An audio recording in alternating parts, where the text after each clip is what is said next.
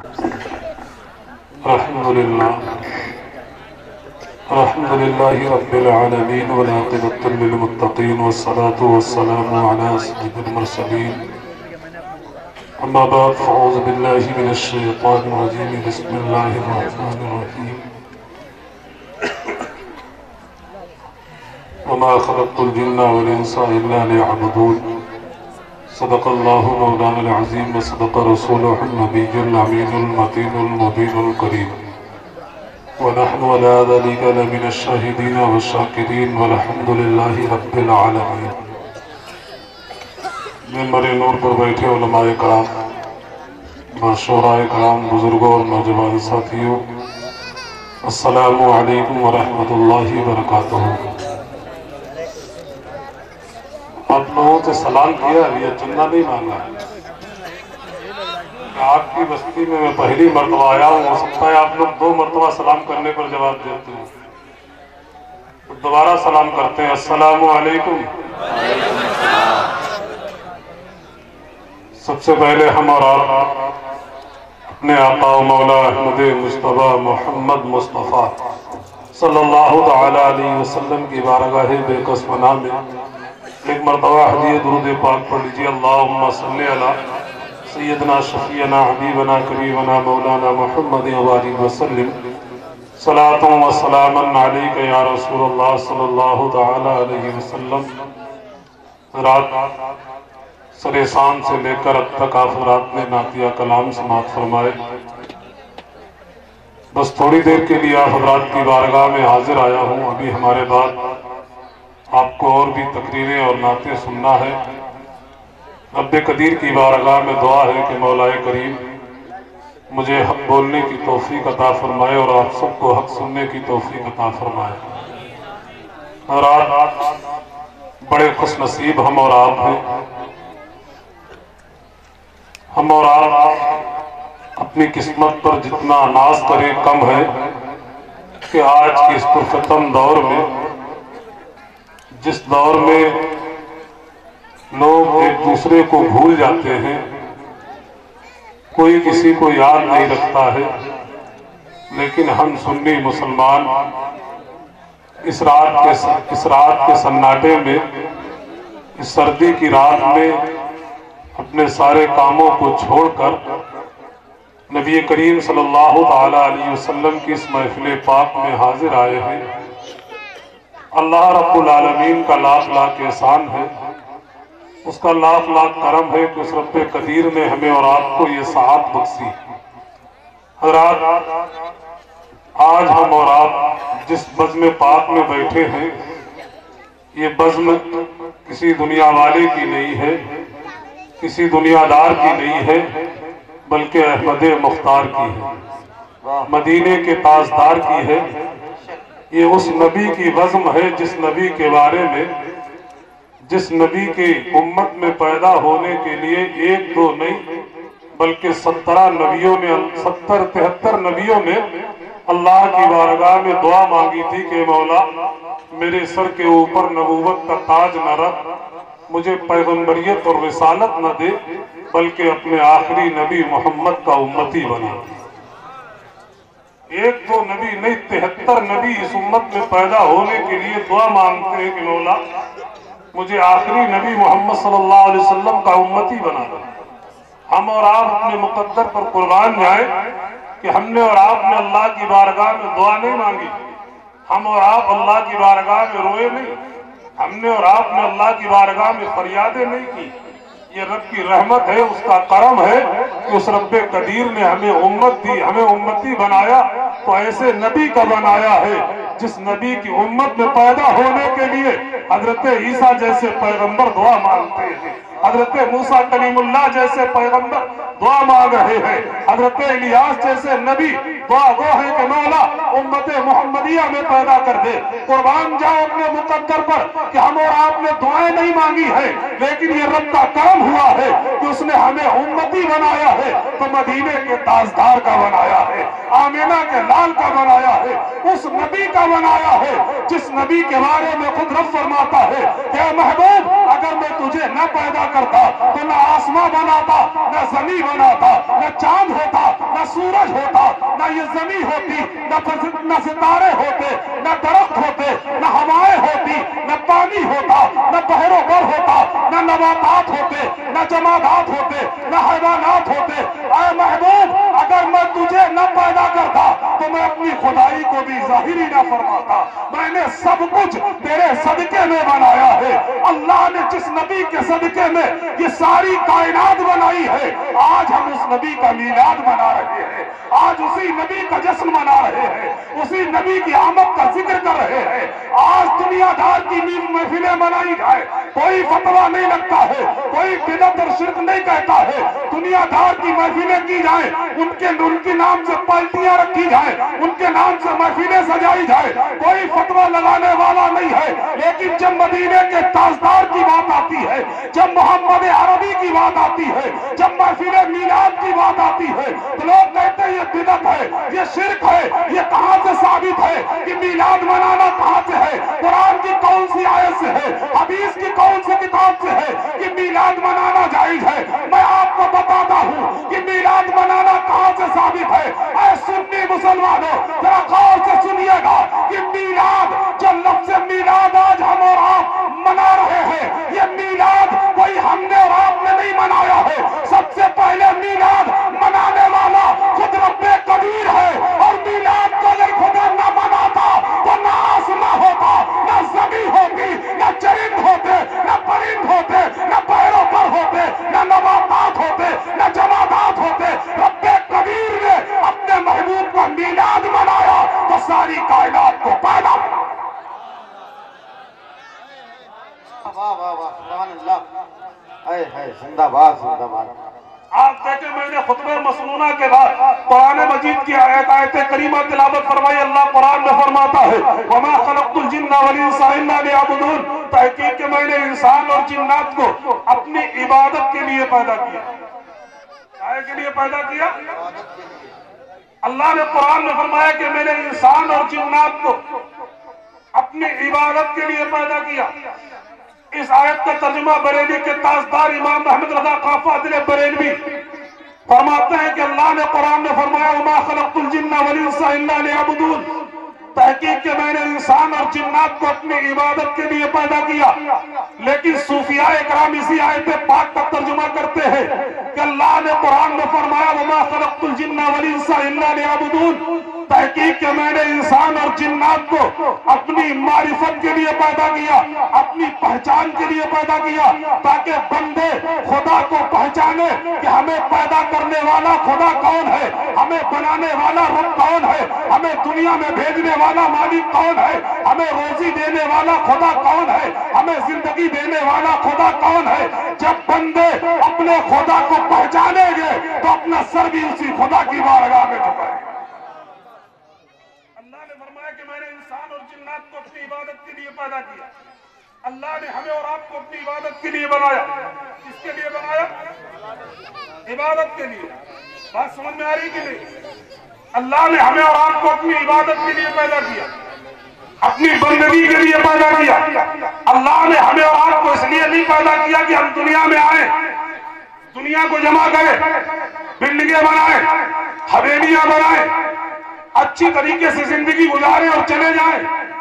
اللہ فرماتا ہے میں نے انسان اور جنات کو اپنی عبادت کے لیے پیدا کیا، اپنی بندگی کے لیے پیدا کیا۔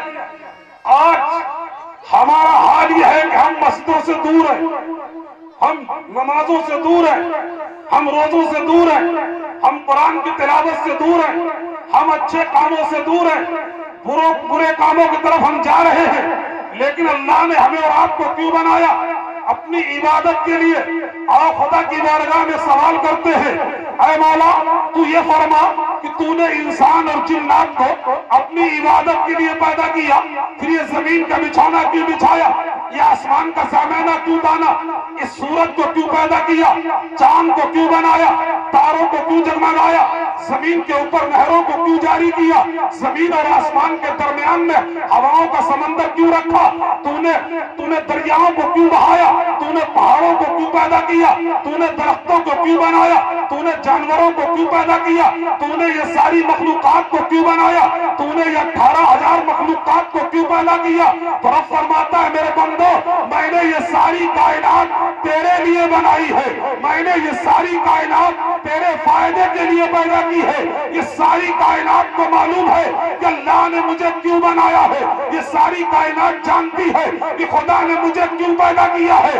آؤ اس زمین سے پوچھے، اگر اس زمین کو پتا ہے کہ اللہ نے مجھے کیوں پیدا کیا ہے، آج اسی زمین کے اوپر ہم اور آپ جوتے پہن کر چلتے ہیں، ننگے پیر چلے، ناپاکی کے عالم میں چلے، شراب پی کر چلے، جوا اسی زمین پر کھیلے، بلڈنگیں اسی زمین پر بنائے، زنا اسی زمین پر کرے، گالیاں اسی زمین پر دے، برائیاں اسی زمین پر کرے، اسی زمین کی چھاتی پر کھڑے ہو کر آج ہم تمام گناہ کرتے ہیں۔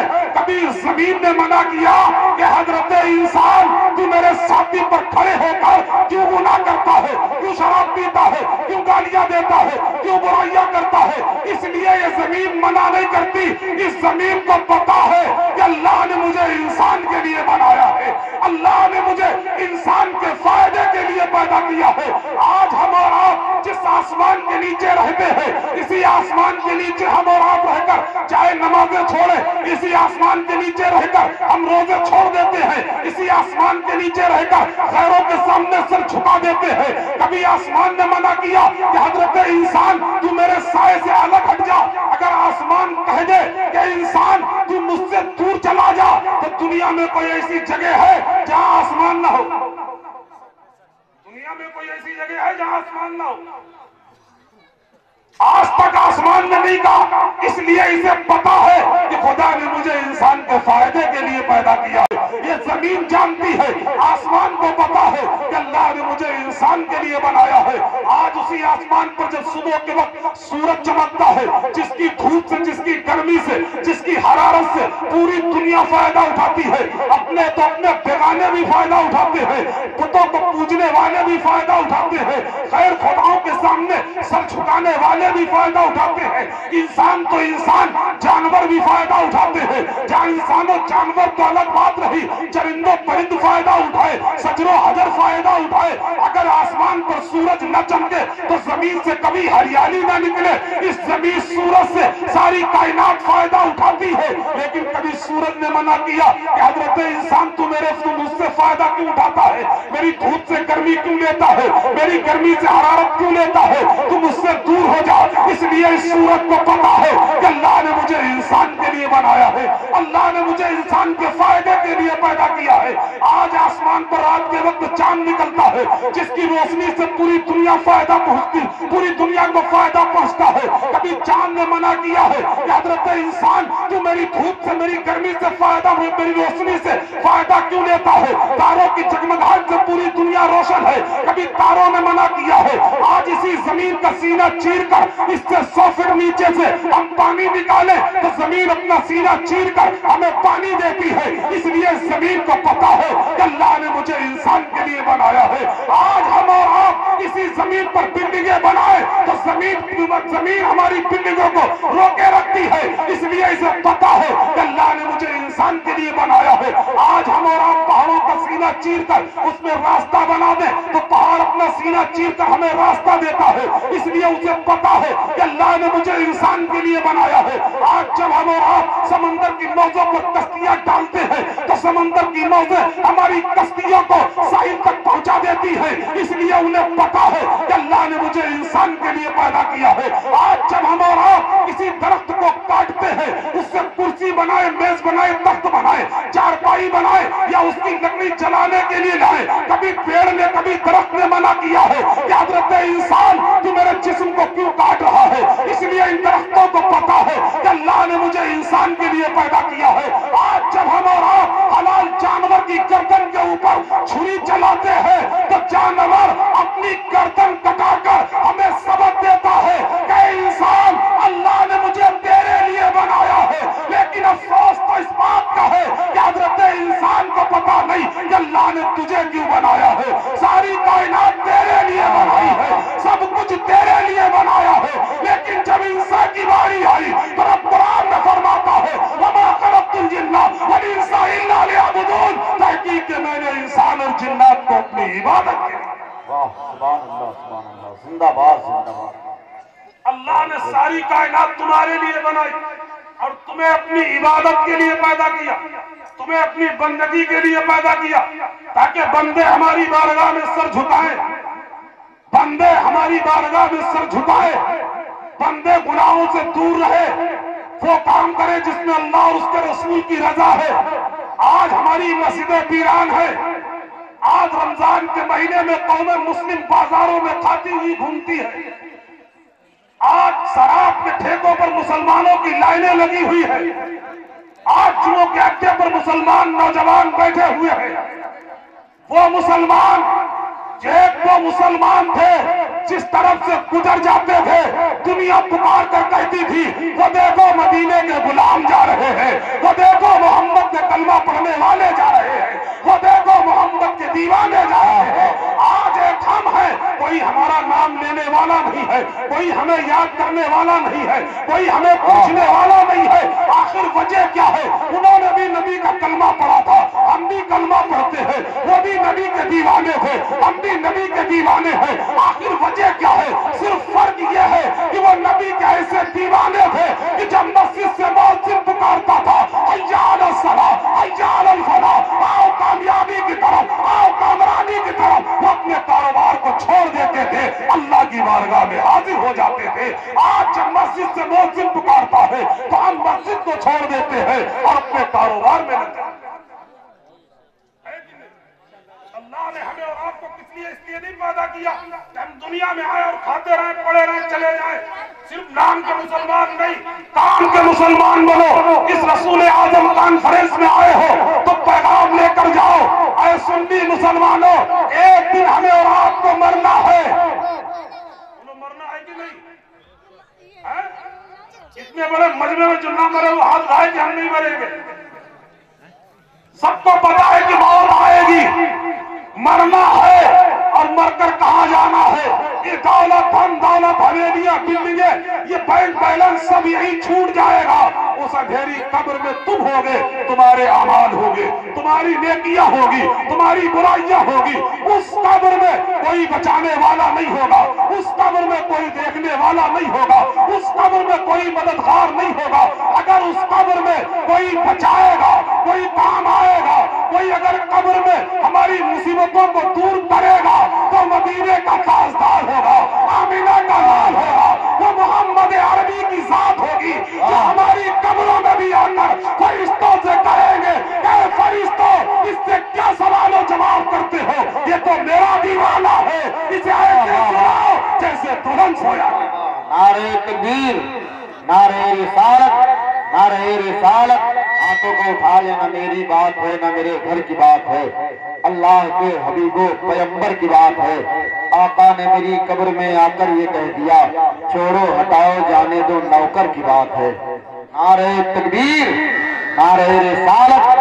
خواجہ کا ہندوستان، فیضان غریب نواز، فیضان زندہ شاہ مدار، مسلک اعلیٰ حضرت۔ نعرہ تکبیر، نعرہ رسالت۔ اپنی لارب کتاب قرآن مجید میں ارشاد فرماتا ہے کہ میں نے انسان اور جنات کو اپنی معرفت کے لیے پیدا کیا۔ معرفت بمانے پہچان، بات سمجھ رہے کہ نہیں آپ؟ معرفت بمانے پہچان، کہ بندے اپنے خدا کو پہچانے کہ ہمیں بنانے والا کون ہے، ہمیں پیدا کرنے والا کون ہے۔ جب ہم خدا کو پہچانیں گے تو ہمارا سر بھی خدا کی بارگاہ میں ہوگا، اور جب ہمیں خدا کی پہچان نہیں ہوگی تو ہم سب کس کے سامنے ہوگا؟ جنہوں نے اپنے خدا کو پہچانا ہے آج بھی ان کے سر اللہ کی بارگاہ میں جھکتے ہیں۔ جنہوں نے خدا کو پہچانا ہے آج بھی ان کا سر اپنے خدا کی بارگاہ میں جھکتا ہے، اور جنہوں نے خدا کو پہچانا نہیں آج بھی ان کا سر غیر خداؤں کے سامنے جھکتا ہے۔ اپنے خدا کو پہچانا، اللہ فرماتا ہے میں نے انسان اور جنات کو اپنی معرفت کے لیے پیدا کیا، اپنی پہچان کے لیے۔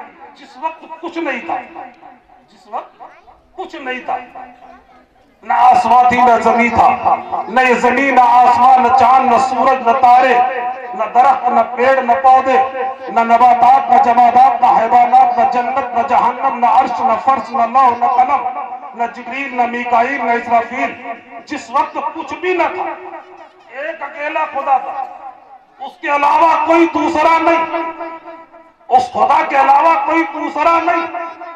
جب اس خدا نے چاہا कि मैं पहचाना जाऊं, जब उस खुदा ने चाहा कि मैं पहचाना जाऊं, तो उसने अपने नूर से अपने महबूब के नूर को पैदा किया। जब उस खुदा ने चाहा कि मैं पहचाना जाऊं, तो उसने अपने नूर से अपने महबूब के नूर को पैदा किया। कहा महबूब तू मुझे देख, मैं तुझे देखूं, जैसा तू मुझे देखे कोई दूसरा ना देखे, और जैसा मैं तुझे देखूं कोई दूसरा ना देखे। महबूब तू मुझे देख, मैं तुझे देखूं। अगर टारगेट यही होता कि महबूब तू मुझे देख, मैं तुझे देखूं, तो ना आसमां होता, ना ये ज़मीन होती, ना इंसान होते, ना जिन्नात होते, ना आदम होते, ना हव्वा होती, ना जिब्रील होते, ना मीकाईल होते। अगर लक्ष्य यही होता कि महबूब तू मुझे देख, मैं तुझे देखूं, तो ना जन्नत होती, ना जहन्नम होता। अगर यही टारगेट होता कि महबूब तू मुझे देख, मैं तुझे देखूं, तो कुछ ना होता, खुदा होता, उसके महबूब का नूर होता, खुदा महबूब को देखता, महबूब खुदा को देखता। टारगेट ये था कि महबूब तू मुझे देख, मैं तुझे देखूं, जैसा तू मुझे देख ले कोई दूसरा न देख पाए, और जैसा मैं तुझे देख लूं कोई दूसरा न देख पाए। टारगेट ये था कि महबूब मैं पहचाना जाऊं। कौन पहचाना जाए? मैं पहचाना जाऊं, खुदा पहचाना जाए। लक्ष्य ये था कि मैं पहचाना जाऊं, तो उसने अपने नूर से अपने महबूब के नूर को पैदा किया। फिर उसी नूर से अल्लाह ने आसमान का सामाना बांध दिया, उसी नूर से जमीन का बिछौना बिछा दिया, उसी नूर से सूरज को रोशन कर दिया, उसी नूर से चांद को जगमगा दिया, उसी नूर से तारों को जगमगा दिया, उसी नूर से अल्लाह ने जमीन का बिछौना बिछा दिया, उसी नूर से अल्लाह ने दरख्तों को पैदा कर दिया, उसी नूर से अल्लाह ने हवा का समंदर रख दिया, उसी नूर से अल्लाह ने समंदरों को पैदा कर दिया, उसी नूर से अल्लाह ने जन्नत को बना दिया, उसी नूर से अल्लाह ने जहन्नम को बना दिया, उसी नूर से खुदा ने पुलसरात को बनाया, उसी नूर से अल्लाह ने लौह बनाई, कलम बनाई, कुर्सी बनाई, उसी नूर से खुदा ने ये 18,000 मखलूकात को पैदा किया। आज जिस जन्नत का तलबगार दुनिया का हर इंसान है, चाहे वो मुसलमान हो या गैर मुस्लिम हो, सबकी सोच ये है, सबकी फिक्र ये है, सबकी लगन ये है कि मरने के बाद जन्नत मिल जाए, मौत के बाद जन्नत मिल जाए। जिस जन्नत का तलबगार दुनिया का हर इंसान है, अगर इस जन्नत को इतना हुस्न जमाल मिला है तो मेरे नबी के नूर का सदका है, मेरे नबी के नूर का सदका है। उस जन्नत की हूरों को अगर इतना हुस्न जमाल मिला है तो मेरे नबी के नूर का सदका है। हजरत जिब्रील अगर चमकते हैं तो मेरे नबी के नूर से, हजरत मीकाईल अगर चमके हैं तो मेरे नबी के नूर से, हजरत इसराफील अगर महकते हैं तो मेरे नबी के नूर से, हजरत इजराइल अगर चमकते हैं तो मेरे नबी के नूर से, हजरत आदम को बगैर माँ बाप के पैदा किया गया, मेरे नबी के नूर का सदका था। हजरत आदम की बाई पसली से हजरत हव्वा को निकाला गया, मेरे नबी के नूर का सदका था। हजरत नूह की कश्ती अगर जूदी पहाड़ पर रुकी है तो मेरे नबी के नूर का सदका है। हजरत शीश को अगर पैगंबरियत मिली है तो मेरे नबी के नूर का सदका है। हजरत इब्राहिम को आतिश नमरूद में डाला गया, आग में डाला गया, आग के हवाले कर दिया गया। नमरूद ने हजरत इब्राहिम को आग में डाला, आग का काम था जलाना। बोलो आग क्या करती है? जलाती है नहीं? नींद तो नहीं आ रही आप लोग? आग क्या करती है? जलाती है ना। आग का काम है जलाना। नमरूद ने हजरत खलील को आग में डाल दिया, आग का काम था जलाना, लेकिन आग के अंगारे गुलाब के फूल बन गए। खलील ने कहा है मौला इस आग को जबान दे, मैं इससे चंद बातें करूंगा। अल्लाह ने आग को जबान अता फरमाई। खलील ने कहा आग ये बता तेरा काम है जलाना, तूने मुझे जलाया क्यों नहीं?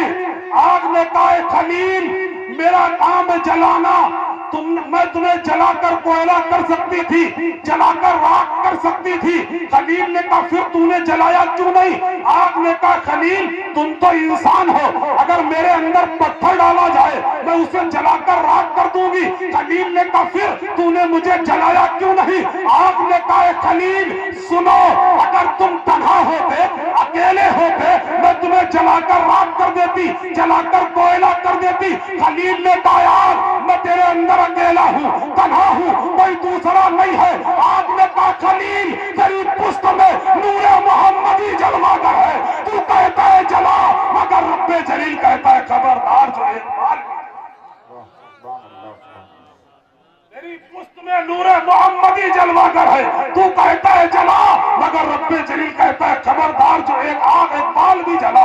हजरत खलील पर आतिशे नमरूद बुझा है तो मेरे नबी के नूर का सदका है। हजरत इस्माइल को मिना के मैदान में मिटा दिया, बाप ने बेटे को पेशानी केवल मिना के मैदान में मिटा दिया, गर्दन पे छुरी चला दी। जब गर्दन न कटी तो उसी चाकू से जब पत्थर के 2 टुकड़े हो गए तो खलील ने कहा चाकू ये बता इस्माइल का गला नरम है या पत्थर नरम है? चाकू ने कहा नरम तो इस्माइल का गला है। खलील ने कहा फिर तूने काटा क्यों नहीं? पत्थर के तूने 2 टुकड़े कर दिए, इस्माइल का गला क्यों नहीं काटती है? तो चाकू कहता है खलील ये बताओ, आग का काम जलाना था, आग ने तुम्हें जलाया क्यों नहीं? खलील ने कहा चाकू सुन, वो बात दूसरी थी। चाकू ने कहा खलील सुनो, तो ये बात भी दूसरी है।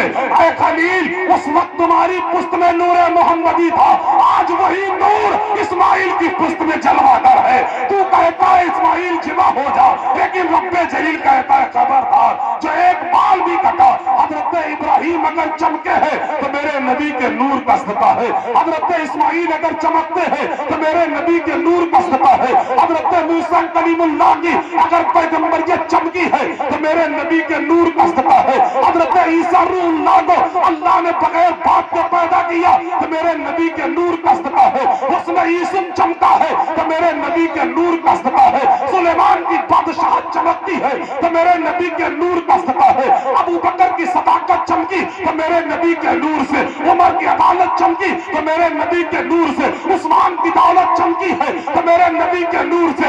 अली की ताकत चमकती है तो मेरे नबी के नूर से।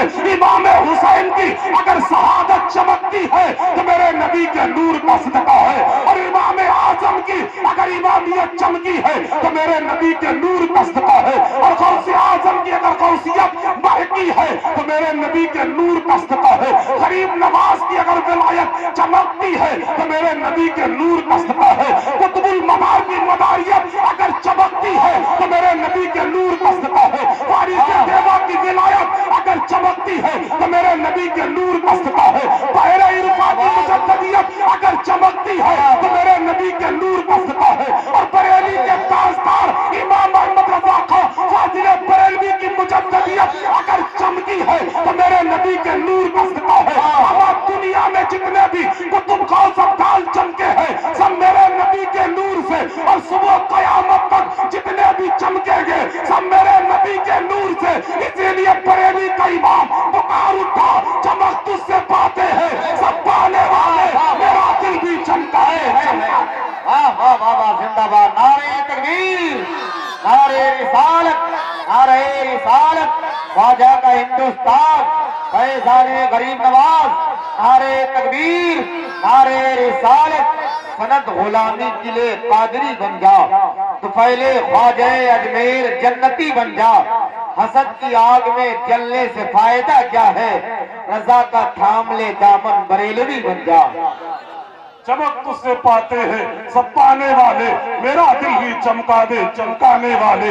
बरसता नहीं देख कर अब्र रहमत, हम बदों पर भी बरसा दे बरसाने वाले। तू जिंदा है वल्लाह, तू जिंदा है वल्लाह, मेरी चश्मे आलम से छुप जाने वाले। अल्लाह रब्बुल आलमीन ने सारी कायनात से पहले अपने महबूब के नूर को बनाया। बात समझ रहे कि नहीं? अल्लाह ने सबसे पहले अपने महबूब के नूर को बनाया, फिर उसी नूर से रब्बे कदीर ने सारी कायनात बनाई। उसी नूर से सारी कायनात जब बन के तैयार हो गई, हजरत आदम को पैगंबर बनाकर दुनिया में भेजा गया। आदम से लेकर ईसा तक तकरीबन 1,24,000 नबी दुनिया में आए। जब सब आकर चले गए, जब आदम से लेकर ईसा तक तमाम नबी आकर चले गए, जब ये दुनिया कुफ्र के अंधेरे में घिर गई, जब इस पूरी दुनिया के अंदर कोई एक खुदा के सामने सर झुकाने को तैयार न था, कोई एक खुदा को मानने के लिए तैयार न था, कोई एक खुदा को कहने के लिए तैयार न था, कोई एक खुदा की बंदगी करने के लिए तैयार न था, जब इस दुनिया के अंदर शराब आम थी, जब इस दुनिया के अंदर इंसानों की कोई कदर नहीं थी, जब इस दुनिया के अंदर ये औरतें सरे बाजार बेची जा रही थी, जब इस दुनिया के अंदर इन औरतों के ऊपर जुल्म हो रहा था, جب اس دنیا کے اندر کفر ننگے ناچ ناچ رہا تھا، اسی ہندوستان کی تاریخ اٹھا کر دیکھو، اسی ہندوستان میں اگر کسی عورت کا شوہر مر جاتا تھا تو بیچاری عورت کو اپنے شوہر کے ساتھ زندہ چتا میں جلنا پڑتا تھا۔ ایسا دردناک ماحول تھا، ایسا بھیانک ماحول تھا۔ اگر کسی بوڑھی عورت کا بڈھا مر جاتا تھا تو بیچاری بوڑھی عورت کو اپنے گھر سے باہر، بستی سے باہر جہاں کچرا ڈالتے ہیں اس جگہ پر بٹھا دیتے تھے جب تک عدت پوری نہ ہوتی تھی۔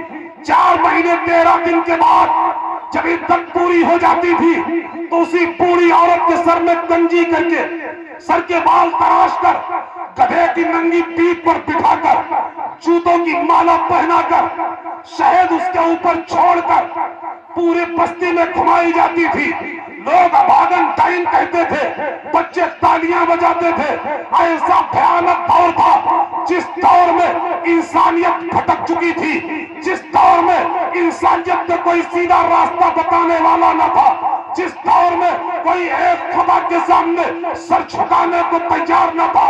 جب ان عورتوں کی آہیں، جب ان بچیوں کی آہیں عرش اعظم سے ٹکرائی تو رب کی رحمت جوش میں آئی اور رب قدیر نے 12 ربیع النور کو آمینہ کی گود میں اپنے پیارے محبوب کو پیدا کیا۔ جس محبوب نے دنیا میں قدم رکھا تو اعلان فرما دیا کہ دنیا والوں، اب امن کا پیغام لے کر محمد الرسول اللہ آ گیا، اب امن کا پرچم لے کر محمد الرسول اللہ آ گیا ہے۔ اللہ نے اپنے محبوب کو ایسے بھیانک دور میں پیدا کیا، ایسا بھیانک دور تھا جس دور میں کوئی کسی کا ہمدرد نہیں تھا، کوئی کسی کا سہارا نہیں تھا، کوئی کسی کو سہارا دینے کے لیے تیار نہ تھا، جس دور میں غریبوں کو ستایا جا رہا تھا، جس دور میں کمزوروں کو ستایا جا رہا تھا، جس دور میں عورتوں کو بیچا جا رہا تھا، جس بھیانک دور میں شراب عام تھی، جس بھیانک دور میں لوگ غیر خداؤں کے سامنے سر جھکا رہے تھے، کوئی ایک خدا کے سامنے سر جھکانے کو تیار نہ تھا، ایسے بھیانک دور میں رب کی رحمت جوش میں آئی اور اس رب قدیر نے اپنے پیارے محبوب کو پیدا کیا۔ ایسا نرالا نبی دیا، ایسا انوکھا نبی دیا، ایسا پیارا نبی دیا، جس نبی نے دنیا میں آیا تو اعلان فرما دیا کہ دنیا والوں، اب عورتوں کو سینے سے لگانے والا رسول آ گیا ہے، اب بچیوں کو بچانے والا محمد عربی آ گیا ہے، اب غریبوں کا سہارا بن کر آمینہ کا دلارا آ گیا ہے، اب بے سہارا کا آقا بن کر مدینے کا تاجدار آ گیا ہے۔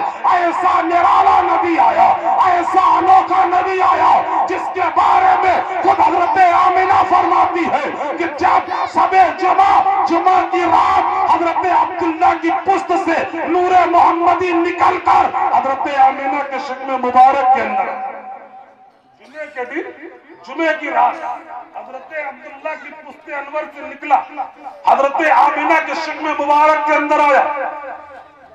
جمعے کی شب نور محمدی نے عبداللہ کی پشت سے نکل کر حضرت آمینہ کے شکم میں جلوہ گر ہوا تو جمعے کی مبارک رات تھی۔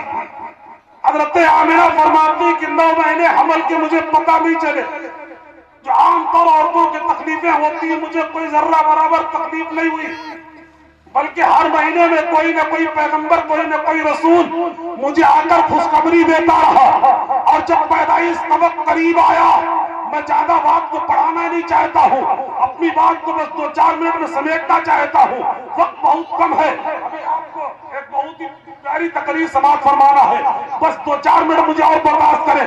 حضرت آمینہ فرماتی ہے کہ جب پیدائش کی رات تھی، یعنی 12 ربیع الاول کی مبارک رات تھی، جب اس رات کے اندھیرے میں، رات کے سناٹے میں حضرت آمینہ فرماتی ہے کہ میری کوئی مدد کرنے کے لیے کوئی عورت نہ تھی، گھر میں میری کوئی باندھی یا کوئی نوکرانی نہ تھی، میرے سسر حضرت عبد المطلب تھے، جب انہوں نے میرا حال دیکھا تو انہوں نے گھر کو چھوڑ دیا اور بیت اللہ کے پاس خانہ کعبہ کی دیوار سے پیچھے पीठ लगाकर बैठ गए। हजरत आमिना के घर की तरफ चेहरा कर लिया। हजरत आमिना फरमाती है मैं तन्हा थी, मैं अकेली थी, कोई दूसरी औरत नहीं थी। एकाएक मैंने देखा कि आसमान से कुछ औरतें मेरे सहन में आई हैं। मैंने उनसे पूछा तुम कौन हो? एक ने कहा आमिना तुम्हें मुबारकबाद देने आई हूँ, मैं सारे इंसानों की माँ हजरत हव्वा हूँ। दूसरी ने कहा मैं ईसा की माँ मरियम हूँ, और तीसरी ने कहा मैं फिरौन की बीबी आसिया हूँ, और बाकी ये सब जन्नत की हूरें हैं। आया आमिना मैं तुम्हें मुबारकबाद देने आई हूँ कि आज तेरी गोद में कौनैन का दूल्हा आने वाला है, आज तेरी गोद में लाइबे परवरदिगार आने वाला है, आज तेरी गोद में लाइबे खुदा आने वाला है। आया आमिना आज तेरी गोद में वो रसूल आएगा जिस रसूल के सदके में अल्लाह ने आदम को रिसालत से नवाजा है, नूह को पैगंबरियत दी है, शीश को रिसालत दी है। आया आमिना आज तेरी गोद में वो बच्चा आ रहा है जिसके सदके में अल्लाह ने सारी कायनात को बनाया। सुभान अल्लाह, जिंदाबाद। आमिना फरमाती है इस तरफ बिल्कुल करीब आ गया। हज़रत अब्दुल मुत्तलिब खाने काबा की दीवार से पीठ लगाकर बैठे थे। एकाएक फरमाते हैं सुबह सादिक का वक्त है। हज़रत अब्दुल मुत्तलिब फरमाते हैं मैंने देखा कि खाने काबा के अंदर 360 बुत जो अंदर और बाहर रखे हुए थे, और खुद खाने काबा हजरत आमिना के घर की तरफ झुक गया। आमिना के घर को सजदा करने लगा। हज़रत अब्दुल मुत्तलिब फरमाते हैं मैं समझ गया कि मेरा पोता मोहम्मद आ गया। हज़रत अब्दुल मुत्तलिब फरमाते हैं मैं घर पे आया और अपनी बहू आमिना से कहा आमिना तुझे बेटा मुबारक हो, ना मेरे नूरे नजर लख्ते जिगर को मेरी गोद में दे। हजरत अब्दुल मुत्तलिब की गोद में जब हजरत आमिना ने मेरे नबी को दिया। आजकल जब बच्चे पैदा होते हैं तो हमारे घरों में जब बच्चे पैदा होते हैं तो मस्जिद की तरफ दौड़ते हैं, हाफिज तौसीफ साहब को पकड़ कर लाएंगे, इसके कान में अजान पढ़ दो, ये दुनिया में आया है, सबसे पहले अल्लाह का नाम सुने, इसके कान में अजान पढ़ो। आज हाफिज तौसीफ साहब उसके कान में अजान पढ़ते हैं, लेकिन उस दौर में जब मेरा नबी पैदा हुआ है कान में अजान नहीं पड़ी जाती थी। लोग बच्चों को लेकर खाने काबा के तवाफ कराते थे, काबे के चक्कर लगवाते थे। अब्दुल मुत्तलिब ने मेरे नबी को गोद में लिया और लेने के बाद मेरे नबी के रुखे अनवर पर जब दादा अब्दुल मुत्तलिब की नजर पड़ी तो दादा अब्दुल मुत्तलिब ने पुकार कर कहा कि आमिना ये बता जब तूने आज से पहले इतना हसीनो जमील किसी को देखा है, इससे खूबसूरत किसी को देखा है? आमिना कहती है मेरे आका ऐ मेरे ससुर सुनो, मैं मक्के से कभी बाहर नहीं गई, मैं अपने घर से कभी बाहर नहीं निकली, इस चार दीवारी से मैंने कभी बाहर कदम नहीं रखा, मैंने मक्के के बाजार नहीं देखे, मुझे क्या मालूम इससे भी खूबसूरत बच्चे पैदा होते हैं या नहीं, लेकिन तुम तो कुरैश के सरदार हो, खाने काबा के मुतवल्ली हो, तुमने मुल्क शाम का सफर किया है, तुमने बड़े बड़े बादशाहों को देखा है, तुमने बड़े बड़े हसीनों को देखा है, तुमने बड़े बड़े जमीनों को देखा है। क्या तुम बताओ क्या तुम्हारी नजरों ने कभी ऐसा भी हसीनो जमील देखा है? तो हजरत अब्दुल मुत्तलिब ने कहा था कि आमिना सुन, आज तक मेरी नजरों ने इतना खूबसूरत किसी को देखा ही नहीं है। जब ये ससुर और बहू में ये बातें हुई तो हजरत हव्वा ने कहा मरियम क्या तुम्हारा ईसा भी इससे खूबसूरत था? ईसा ने कहा मरियम, हजरत मरियम ने कहा हव्वा सुनो ईसा की बात मत करो, ये बताओ कि सारे इंसानों का बाप आदम भी इससे खूबसूरत है? हव्वा ने कहा नहीं, आदम इससे खूबसूरत नहीं है, ईसा इससे खूबसूरत नहीं है, मूसा इससे जहाँ के डाले सभी मैंने छान डाले, तेरे पाए का न पाया, तुझे एक लायक बनाया, तुझे हम्द है खुदाया, तुझे हम्द है। अल्लाह रब्बुल आलमीन ने हमारे नबी को ऐसा अनोखा बनाया, ऐसा निराला बनाया। अब्दुल मुत्तलिब मेरे नबी को गोद में लेकर पहले का दस्तूर नहीं था कि अजान पढ़ी जाए। काम बैठे आप इनसे पूछ सकते हैं। अब्दुल मुत्तलिब ने मेरे नबी को गोद में लिया, का सबसे पहले खाने काबा का तवाफ करा, लेकर चले मेरे नबी को पूरब पश्चिम की तरफ लेकर गए तो खाने काबा पश्चिम की तरफ झुक गया, उत्तर की तरफ लेकर आए तो खाने काबा उत्तर की तरफ झुका, पश्चिम की तरफ लेकर गए, पूरब की तरफ लेकर गए तो खाने काबा पूरब की तरफ झुका, दक्षिण की तरफ लेकर आए तो खाने काबा दक्षिण की तरफ झुका। जिस तरफ अब्दुल मुत्तलिब लेकर जा रहे थे उसी तरफ काबा झुक रहा था। गोया मेरा नबी मुस्कुरा कर कह रहा था कि दादा तुम मेरा मुझे तवाफ لیکن اے دادا تمہیں پتا نہیں ہے سب کا ساری کائنات اس کا طواف کریں گے لیکن یہ محمد کا طواف کرے گا. سب کا کعبہ یہ ہے لیکن اس کا کعبہ تیری گود میں لیٹا ہے, اس کا کعبہ تیری گود میں ہے. اسی لیے میرا امام کہتا ہے آج ہی آؤ شہنشاہ کا روزہ دیکھے, کعبہ تو دیکھ چکے کعبے کا کعبہ دیکھے. اللہ اپنی دارین کتاب قرآن مجید میں ارشاد فرماتا ہے کہ میں نے انسان اور جنات کو اپنی عبادت یا اپنی معرفت کے لیے, اپنی عبادت یا اپنی معرفت, اپنی عبادت یعنی بندے خدا کی بارگاہ میں اپنا سر جھکائے. بات سمجھ گئے؟ بندے خدا کی بارگاہ میں اپنا سر جھکائے. اچھا جب ہم خدا کو پہچانے گے نہیں تب نماز ہم سجدہ کس کی بارگاہ میں کریں گے؟ ہے کہ نہیں؟ بندگی کس کی کریں گے؟ جب خدا کو پہچانیں گے تبھی تو بندگی کریں گے, تبھی تو سجدہ کریں گے. آج اللہ نے ہمارے اوپر 5 وقت کی نمازیں فرض کی. اس رسول اعظم کانفرنس میں آئے ہو تو پیغام لے کر جاؤ, مسلمانوں نماز کسی حال میں معاف نہیں ہے. بات سمجھے کیوں نہیں؟ آج ہمارا حال اتنا بدتر ہو چکا ہے, آج ہم مسجدوں سے دور ہیں, آج ہمارے گھروں کا ماحول اتنا خراب ہے, ہماری بہن بیٹیوں میں ہمارے نوجوان اپنے بوڑھے ماں باپ کو گالیاں دے رہے ہیں, ہے کہ نہیں؟ آج ہمارے نوجوانوں کا حال یہ کہ اگر کوئی مولانا صاحب آ جائے, کوئی پیر صاحب آ جائے تو ہاتھ پیر چاٹ لیں گے, پیر تک چومیں گے, ہاتھ بھی چاٹ لیں گے, ان کا خون بھی کھانے کو تیار ہے کہ نہیں؟ پیر صاحب راضی ہو جائیں, امام صاحب راضی ہو جائیں, مولانا صاحب راضی ہو جائیں. مولانا اور پیر اور امام کے راضی ہونے سے جنت نہیں ملے گی. بس حق بات میں آپ کو بتا رہا ہوں. اے نوجوانوں میرے کان کھول کر سنو, کسی پیر یا امام یا مولوی کے راضی ہونے سے جنت نہیں ملے گی. جنت جبھی ملے گی جب تمہارے ماں باپ تم سے خوش ہوں گے, تمہارے ماں باپ تم سے راضی ہوں گے. تم پیروں کے ہاتھ چومو, اماموں کے ہاتھ چومو, ان کے قدموں کا بوسہ دو, ثواب ضرور ملے گا. لیکن کب؟ سب سے بڑا پیر وہ ہے جو تیری ماں گھر میں بیٹھی ہے. سب سے پہلے اگر ہاتھ چومنا ہے, پیروں کو بوسہ دینا ہے تو اپنے ماں کے قدموں کو چوم, اپنے ماں کے قدموں کو بوسہ دے, اپنے باپ کے ہاتھوں کو چوم. اللہ نے تیری جنت تیری ماں کے قدموں کے نیچے رکھی ہے. ہماری ماں بہنیں بھی پردے کا خیال کریں, نمازوں کی پابندی کریں, اپنے شوہروں کی خدمت کریں. انہیں بھی مرنا ہے, انہیں بھی قبر میں جانا ہے. اس اندھیری کوٹری میں ہم سب کو جانا ہے. ہم سب مرنے سے پہلے موت کی تیاری کریں, قبر میں جانے سے پہلے قبر کی تیاری کریں. یہ دنیا چند دن کی ہے, اس کے بعد ہمیں اور آپ کو موت آئے گی. موت جب مرنا ہی ہے تو کیوں نہ ہم موت کی تیاری کریں, برے کاموں سے توبہ کر لیں اور وہ کام کریں جس میں اللہ اور اس کے رسول کی رضا ہے. استغفر اللہ ربی من کل ذنب واتوب الیہ, لا الہ الا اللہ محمد رسول اللہ صلی اللہ تعالی علیہ وسلم. السلام علیکم ورحمۃ اللہ.